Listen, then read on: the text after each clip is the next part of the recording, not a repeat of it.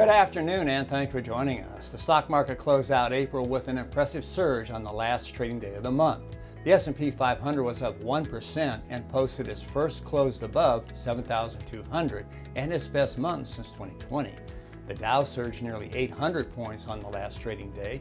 It was up 7% in April, its best month since 2024. And the Nasdaq Composite rose 15% in April, and like the S&P, had its best month since 2020.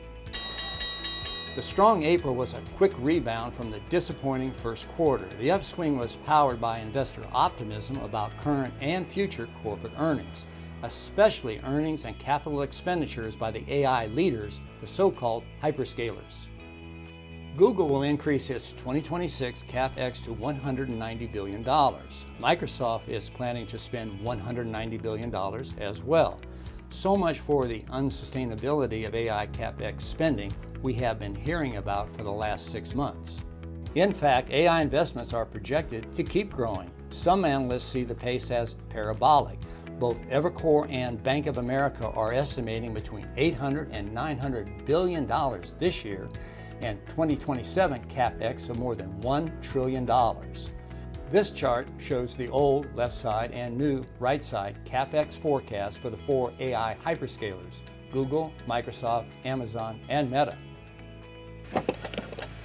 Oil prices are at a 4-year high, and that translates to shocking gas prices, as we all know when we fill up our cars. Because of that, there is a growing concern that oil prices could be the canary in the stagflation coal mine.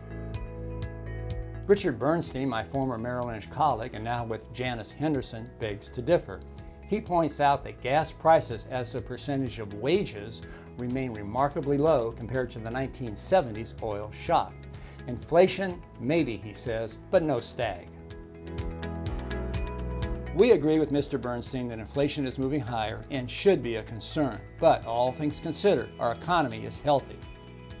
The Commerce Department says our country's GDP is projected to be 2% this year. Initial jobless claims are the lowest since the 1960s. And there is an enormous amount of fiscal stimulus in the pipeline. For example, tax refunds are expected to increase 11% and will go to over 90 million filers. That will translate to a significant increase in consumer spending, which is 2/3 of our GDP. And as always the case, there is a lot of mixed signals when it comes to the economy. Thank you for joining us. We hope to see you next month.